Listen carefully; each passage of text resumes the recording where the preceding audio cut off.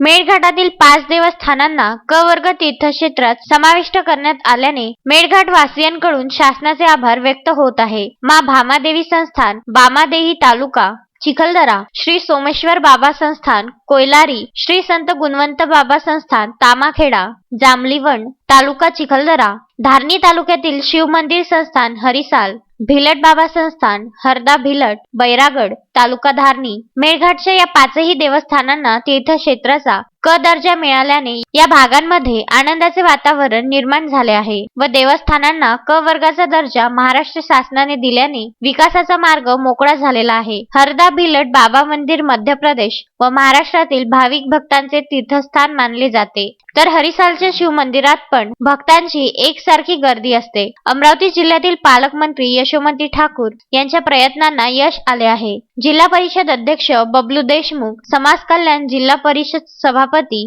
दयाराम काळे, जिल्हा परिषद सदस्य महेंद्र गैलवार, पूजा राहुल येवले, सुनंदा काकड व उपकार्यकारी अभियंता जिल्हा परिषद अमरावती यांनी एका पत्राद्वारे ही घोषणा केल्याने मेळघाटातील भागांमध्ये आनंदाचे वातावरण निर्माण झाले आहे। मारुती पाटणकर, विदर्भ न्यूज, चिखलदरा।